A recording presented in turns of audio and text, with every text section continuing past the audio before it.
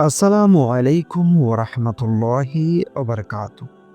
প্রিয় দিনী ভাই ও বোন, একটি প্রশ্ন দিয়ে শুরু করি।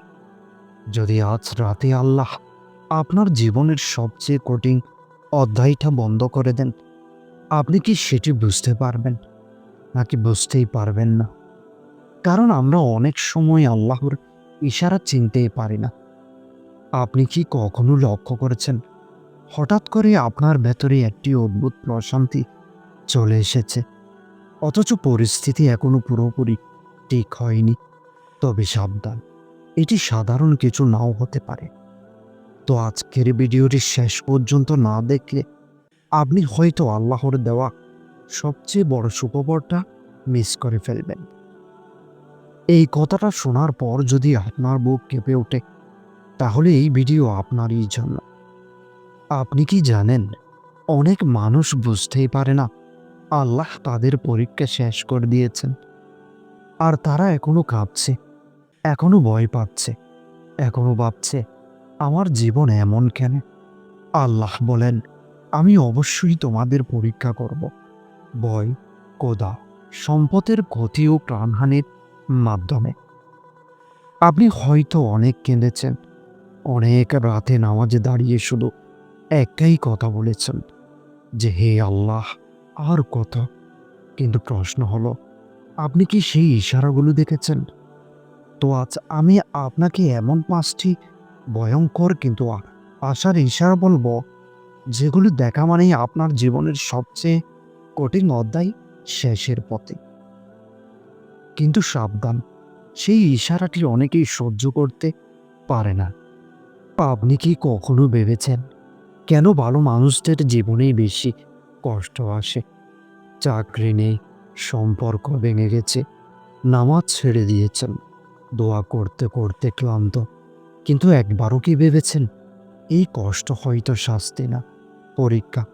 কোরআনে আল্লাহ বলেন, আমি অবশ্যই তোমাদের পরীক্ষা করব। ভয়, ক্ষুধা, সম্পদ ও প্রাণীর ক্ষতির মাধ্যমে। পরীক্ষা মানে কি? পরীক্ষা মানে শেষ আছে। কিন্তু সমস্যা হলো, আমরা পরীক্ষা শেষের ইশারা চিনতেই পারি না। একটু সৎ হই, আপনি কি এখনো ভাবছেন যে হুজুর এই কথাগুলো তো ইউটিউবে সবাই বলে? ঠিক হই, কিন্তু সবাই বলে না। কিভাবে বুঝবেন যে পরীক্ষা শেষ? তো আজ সেটাই বলবো। তো চলুন শুরু করি একে একে সেই রহস্যময় ইশারাগুলোর আলোচনা। প্রথম ইশারা, গুনাহের প্রতি ঘৃণা তৈরি হওয়া। হঠাৎ লক্ষ্য করেছেন যেই কাজগুলো আগে স্বাভাবিক মনে হতো, এখন আর শাস্তি দেয় না? মিথ্যা বলতে অস্বস্তি, হারাম, সম্পর্ক ক্লান্তিকর, নামাজ ছাড়লে মন ভারী। এটি আল্লাহর পক্ষ থেকে ইশারা যে তুমি প্রস্তুত। পরীক্ষার সময় আল্লাহ মানুষকে ভাঙেন, পরীক্ষার শেষে হৃদয়কে পরিষ্কার করেন। আপনার কি গুনাহে আর আগের মতো আনন্দ লাগে? আপনার সমস্যা পুরোপুরি শেষ হয়নি, কিন্তু আপনার বুকের ভেতর অদ্ভুত শান্তি। এটা কাকতালীয় নয়। রাসূল করিম সাল্লাল্লাহু আলাইহি ওয়াসাল্লাম বলেছেন, মুমিনের অন্তরে প্রশান্তি আল্লাহর পক্ষ থেকে। আপনি কি খেয়াল করেছেন যেই বিষয়টা একসময় আপনাকে ভেঙে দিত, এখন সেটি আর আপনাকে নিয়ন্ত্রণ করতে পারছে না? এটাই আল্লাহর প্রথম ইশারা যে পরীক্ষা শেষের পথে। যদি এটি আপনার জীবনে ঘটতে শুরু করে, তাহলে দ্বিতীয় ইশারাটা শুনুন, এটি আরো গভীর। দ্বিতীয় ইশারা, একাকিত্ব বাড়ে, কিন্তু আল্লাহর কথা মনে পড়ে। বন্ধুরা দূরে সরে যাচ্ছে, অনেক আত্মীয় আর খোঁজ নেয় না। প্রথমে কষ্ট লাগে, কিন্তু ধীরে ধীরে নীরবতায় আল্লাহকে মনে পড়ে। আল্লাহ যখন কাউকে বড় কিছু দিতে চান, তখন মানুষের ভিড় কমিয়ে দেন।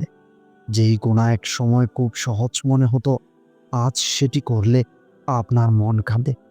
এটি কেন হয় জানেন? কারণ আল্লাহ যখন কাউকে পরিশুদ্ধ করেন, তিনি আগে তার রুচি বদলে দেন। আল্লাহ যাকে হেদায়েত দিতে চান, তার বুক খুলে দেন ইসলামের জন্য। আপনি কি আগের মতো আর সবকিছু উপভোগ করতে পারছেন না? তাহলে অভিনন্দন, কারণ সবাই আপনার পরবর্তী লেভেল সহ্য করতে পারবে না। কিন্তু এখানেই শেষ না। তৃতীয় ইশারাটি আপনাকে একটু ভয় পাইয়ে দেবে। তৃতীয় ইশারা, দুনিয়ার উপর ভরসা ভেঙে যায়। আপনি বুঝে যান মানুষ কথা রাখে না, টাকা স্থায়ী না, প্ল্যান ভেঙে যায়। আর ঠিক তখনই আপনি প্রথমবার সত্যিকারের তাওয়াক্কুল শিখেন। এটি পরীক্ষার সবচেয়ে কঠিন ধাপ, কারণ এখানে আপনার অহংকার ভাঙে। আল্লাহ বলেন, যে আল্লাহর উপর ভরসা করে আল্লাহ তার জন্য যথেষ্ট। হঠাৎ করে আপনার ভেতর ইচ্ছা জাগে নামাজে দাঁড়াতে, একটু চুপচাপ আল্লাহকে ডাকতে। এটি আপনার কৃতিত্ব না, এটি আল্লাহরই ডাক। কারণ আল্লাহ বলেন, তোমরা আমাকে ডাকো, আমি সাড়া দেব। যখন আল্লাহ সাড়া দেওয়ার সিদ্ধান্ত নেন, তখনই তিনি আপনাকে ডাকতে শেখান। একটু ভাবুন, যদি আজই সব ঠিক হয়ে যেত, আপনি কি আল্লাহকে এতটা ডাকতেন? চতুর্থ ইশারা, দোয়া করার তাগিদ বাড়ে। আগে দোয়া করতেন অভ্যাসে, এখন দোয়া করেন কান্নায়, শব্দ কম, চোখ ভেজা। এই দোয়াগুলো ফিরিয়ে দেওয়া হয় না, কারণ পরীক্ষার শেষে আল্লাহ বান্দার কণ্ঠ চিনে ফেলে। হঠাৎ করে কিছু মানুষ আপনার জীবন থেকে হারিয়ে যাচ্ছে, যাদের ছাড়া আপনি একসময় চলতেই পারতেন না। সব বিচ্ছেদ ক্ষতি না, কিছু বিচ্ছেদ হলো নিরাপত্তা। আল্লাহ যাদের মাধ্যমে আপনাকে কষ্ট দিতেন, পরীক্ষা শেষ হলে তিনি তাদের সরিয়ে নেন। আর এখন শেষ ইশারা, যেটি অনেকেই ভুল বুঝে।